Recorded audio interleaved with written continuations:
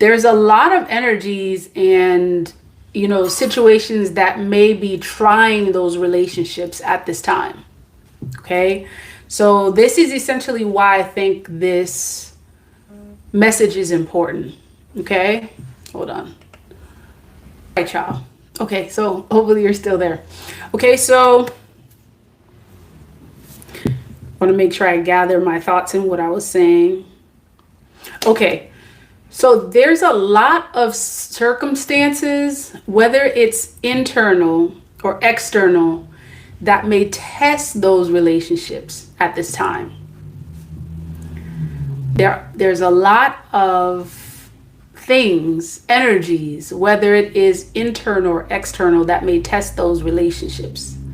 Relationships that you intuitively know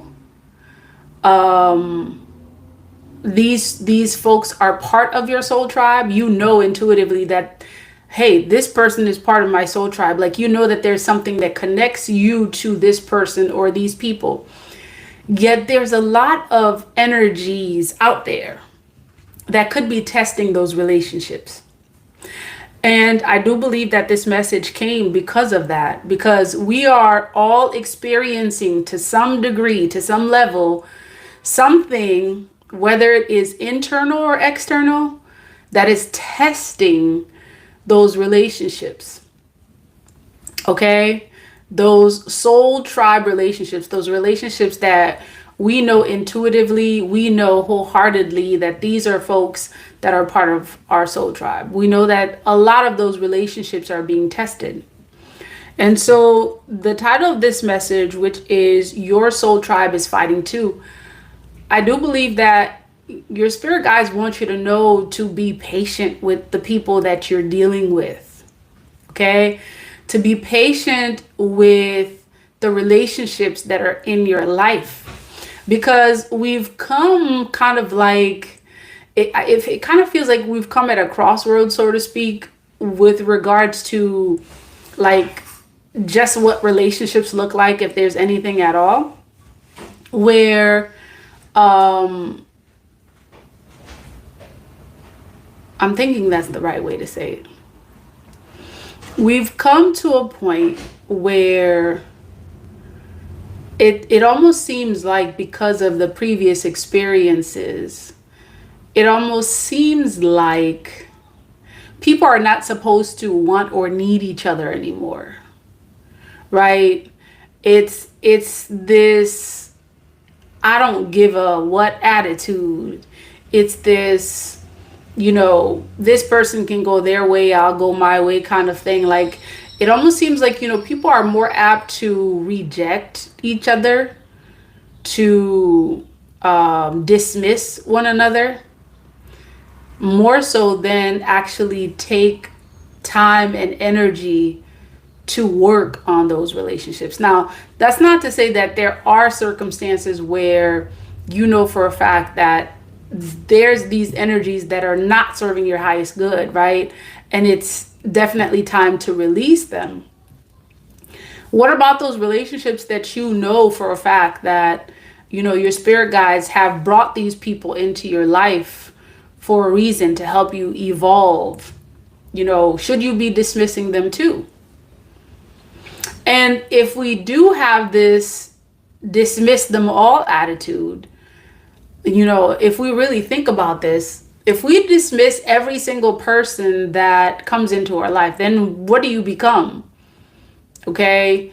This essentially means that you may become someone that is alone or lonely for the rest of your life. And is that what your spirit guides want you to know? Were we just meant to be these people that are, hermits, to be lonely? And I really do think that there is some sort of energy, okay? Some sort of like energy or spirit of division, if you will, that is really kind of like trying to impose itself on relationships. Okay. To the point where people have become quite comfortable just being alone. Okay? Quite comfortable with being alone, not having anyone, to support them. And if we really think about that, what does humanity become if we, instead of embracing this communal aspect, right, that once our ancestors had, the people that came before us, they had it. If we don't embrace that, what does humanity essentially become if we are embracing more of an individualistic ideology, if we are embracing more of a I don't give a attitude, you can go your way, I'll go mine. If we're all embracing that energy, what does humanity essentially become? And I've talked about this before. I really feel like this energy or spirit of division that exists, it's there for a reason.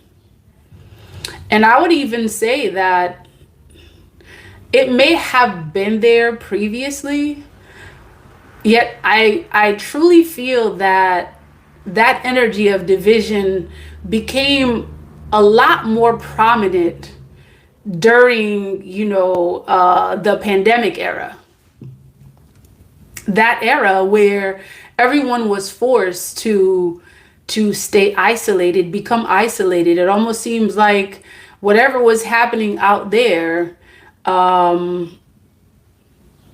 it impacted folks on many different levels.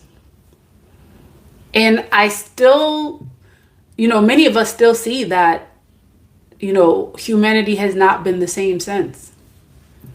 So where do we go from here? That's the question. Where do we go from here? What do we do? What do we become cognizant of? How do we gain our consciousness back? How do we gain this energy of the collective, the soul tribe? And keep in mind that, the term soul tribe exists because I truly do, feel and believe that our spirit guides want us to focus on the spiritual aspect of relationships. That's why, this term soul tribe is important, because it reminds us of the spiritual aspect of what allows us to become a community, what makes us, what brings us together. When there are forces out there, all they tend to do is try to make us forget the energy of the collective, the energy of the soul tribe. I still believe that our spirit guides, the ones that, are there to preserve our humanity, wants to remind us to preserve the collective, okay? To maintain this energy of togetherness, regardless of the forces or energies that are trying to convince us to separate ourselves and isolate ourselves, right? It's almost like it's become normalized to be in isolation. Like whatever is happening on a spiritual level that we're seeing on a physical level, it's giving us this message, and sometimes it's subliminal. Actually, I would even say that most of the time it's subliminal. It's sending the message that it is normal to live in isolation. So what am I talking about? Right? How do we see this?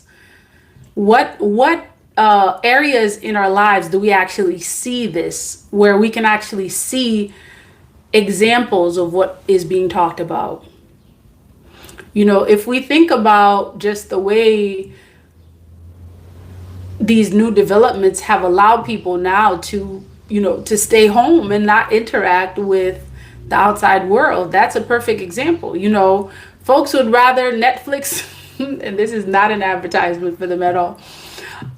Folks would rather Netflix and chill than to, step outside and be in nature and get fresh air.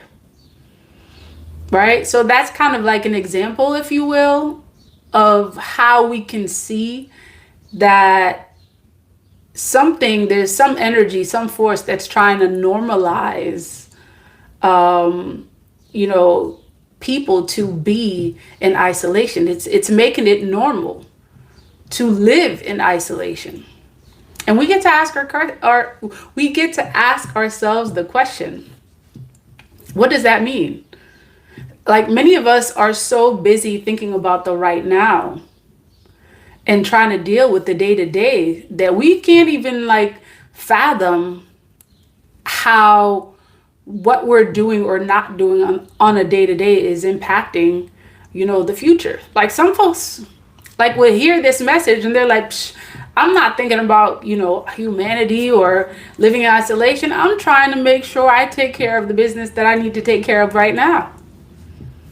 Yet it's essential that we think about, the future, because if we don't do that, we may get some results that we weren't ready for. So just know that the people that are in your life that some of us may not have patience for because, they did X to us, they did Y to us, they did Z to us. And then it's like, we're so quick to dismiss them. Really consider, really like internalize, how did you come to the point where you were so ready to dismiss folks, right?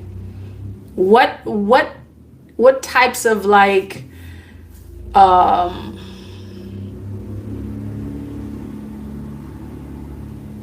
subliminal messages, if you will, what types of programming, because I really do feel like there is some programming happening on a spiritual as well as a physical level. It's like we're being reprogrammed to be more robotic than human. And I've said this before. Okay. What type of programming have you been subjected to that has normalized it for you to live in isolation? So the people that are in your life, okay, the people that are part of your soul tribe, know that they are also fighting as well. They're fighting. As much as you are fighting, they're fighting as well. And they're fighting with various, like a number of different things. Like exactly that image that I got when I was thinking about the movie where the two ladies were walking down the same path but parallel, right? It's like they were upset at each other. Yet it's like they were both experiencing things on an internal and external level. All right. So the people that are part of your soul tribes are fighting as much as you are fighting. They're fighting with various circumstances. They're fighting, for their families. They're fighting with things having to do with their finances. They're fighting with things having to do with, spirituality. So as much as we would like to just focus on ourselves and the things that we're experiencing, because a lot of times we can't see past our own experiences. We can only focus on, we have this tunnel vision, right? Where we're like, I have too much stuff to deal with somebody else's stuff. But if you keep that mindset, you essentially are agreeing to some sort of like energy that's telling you, okay, it's like you don't need anyone, and you do. We do. I'm reminded of this song. What is it? Was it Barbara Streisand? She's like, people who need people are the luckiest people in the world. Yeah, like, a lot of us are like, I don't need them. I don't need them. I don't need this person. They could kick rocks. They looked at me wrong. They stepped on my Pumas. I don't need them. They didn't call me. I don't need them. That there was a point where we actually, acknowledge how much, people need each other. And we do.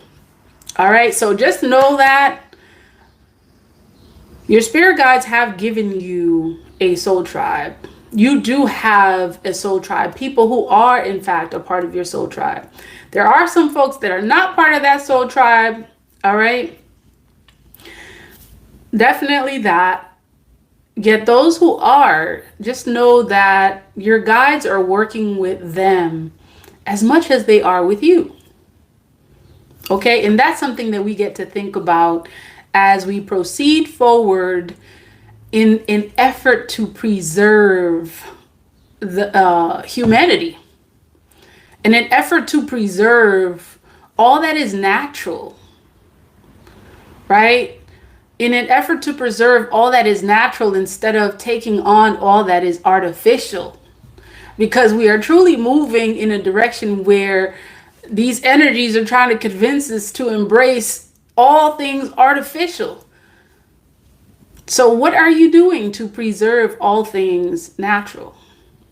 And I do feel that part of what reminds us of what is natural is our humanity, is our connection to one another. And definitely those soul tribe connections. It's some folks out there that have like literally lost it, y'all. Like seriously lost it because they've lost touch with their humanity. Like they've lost touch with what is natural. They're not able to be grounded anymore because they've lost touch with their humanity. So definitely make that effort, and conscious effort, to preserve, okay? To preserve first and foremost all that is natural within you, okay? And also to preserve what your spirit guides have deemed as being natural for you. All right, y'all. I'm going to end this live now. We'll definitely be back with some more discussions. Thank you all who joined the live, who commented, continue to like the live. And yeah, definitely preserve those soul tribe connections. All right, y'all. Peace, love, divine light.